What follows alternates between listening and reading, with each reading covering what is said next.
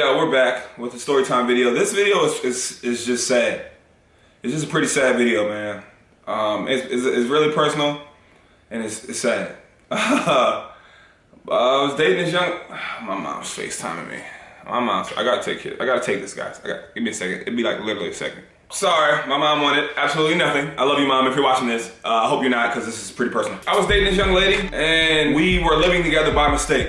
How, Sway? I moved away, and I was supposed to be gone for a long period of time. I said, hey, you can just move into the apartment I'm with my roommates. It'll save you money. Say I'm supposed to be gone for 6 months. I came back in 3 weeks. So now I come back, I have nowhere else to stay but where she is staying. So now we're living together by mistake. See? So now I am shacking up, and we also have other roommates. This was the worst experience in my life. When you have a girlfriend, it's one thing, but when you have a girlfriend and y'all live together, like fellas and women, you just can't just get up and leave the house. Hey, where are you going? Who are you going with? What time you gonna be back? Holy smokes. I am low-key reporting everything I do now. I cannot make any moves. And then what people will say to make it seem like you don't have to report to them is, oh, I don't want to know all your moves. I just care about you. What if something happened to you while you were out and about? I just want to know where you are and who you were with.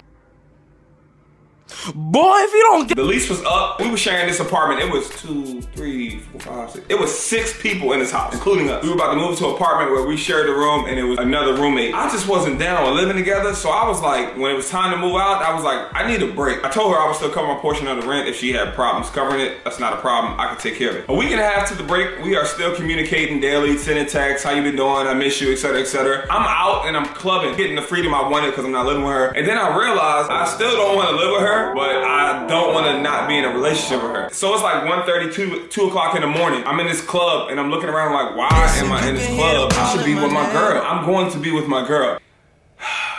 Never have drinks and be partying and go to someone's house unannounced early in the morning. It just never ends well. But this one ended about as worse as it could have. I dropped to her apartment and I go to knock on the door. The house was set up weird. You had a front door and then her own room had another separate door. So I go to knock on the door, but I hear voices and she has company. Now let me remind y'all, going through the dating process and being with someone, sometimes somebody might like you in a week. Sometimes it might take you 3 to 6 months for someone to come around and start liking you. Basically what I'm saying is sometimes it takes a long ass time for you to come anywhere close to the goodies. When it takes that long time for you to come close to the goodies, but then the next dude come close to the goodies in a week and a half, you mentally are like, what?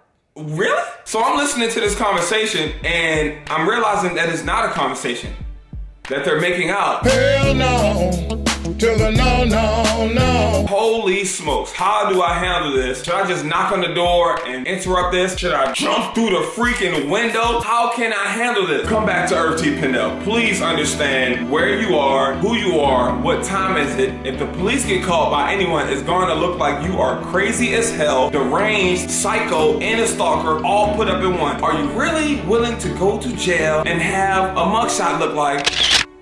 I thought to myself, I said, hell no, but I just couldn't walk away from the situation. So I'm chilling, out of nowhere, I hear this noise.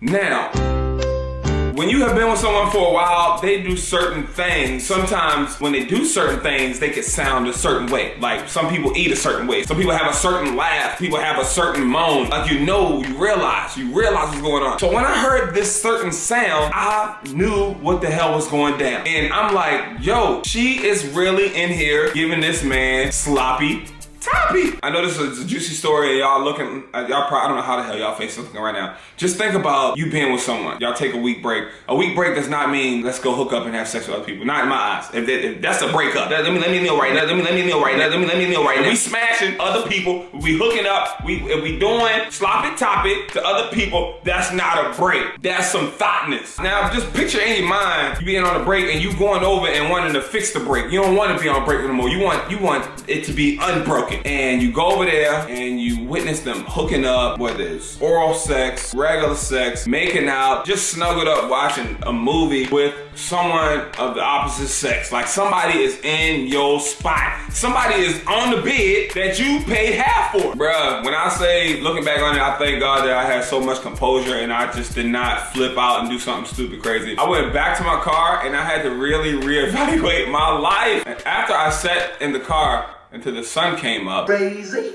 the race. I watched this dude leave her house. I'm like, yo, I could just go whoop his ass right now, which I'm glad I didn't also. I went and knocked on the door, and when you see her face, like she was like, holy smokes. You know that face when you like, you don't know if you got caught, but you don't think you got caught, but you don't want to say too much because you don't want to tell and then get caught because you told on yourself? She had that face right there. And I sat down over there and I let her know what I just witnessed. She tried to flip it on me and said, I can't believe you would come over here that late, and I couldn't even believe you would just listen to that. That just doesn't make any sense. That's just disturbing. You is up, you bought it. You are Thought Nation. Don't try to divert this. Just stop. Stop! And then I knew it was a wrap because I found out that she worked with them. So they worked at the same job. If we go on a break and you hook up with somebody a week and a half later and you worked with them, that means it's been some attraction already before. Y'all been walking by, maybe giving that little eye contact joint, been popping off. There's been some flirtation going on. There's been some text messaging, maybe some phone calls, maybe even hanging out. So she went through like an apology process where she was like, I don't know, we're on a break and he was just telling me you deserve better. Ladies and gentlemen, if you're out there and you're lonely or you're going through relationship trouble, when a guy or girl says you deserve better, they could be possibly right, but that doesn't mean they're the person that's gonna give you better. They're just trying to catch you on the rebound. They see opportunity. So that thing popped off like that, man. I was pissed. I wasn't having none of that. But we got back together 2 weeks later. I was rooting for you. We were all rooting for you. How dare you? That's pretty sad. I know.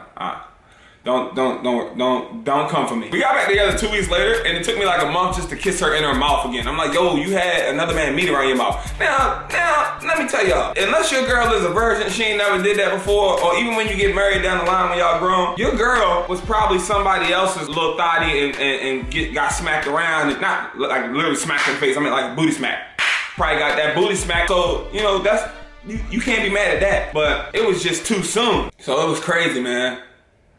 It was crazy. That's my story. What would y'all have done? If you'd have walked over to your girlfriend and boyfriend house to make up after y'all took a week break and you went over there to fix it and make it right, she had another dude or he had another woman in there and you heard the action going down, whether it was kissing, whether it was, or it was some, any kind of action going down, what would you do? How would you handle that? Leave that comment below. What would you have done if you with me? Hit the like button if this was a little bit too juicy, but you liked it. I ain't gonna give y'all these juicy stories no more, man. It's too much business. I might get another one. I'm out, man. Bye. And the guy starts to sense me getting angry. He wants to kind of work with me. He's like, yo, don't worry about it. We'll take care of it. There's no need to get out. Like, we'll take care of it, man. There's no need to get loud. I'm like, hell no. We way past mediation. You done stole my money. It probably took about 10 to 15 seconds for about 8 cops to come up. And the cops came up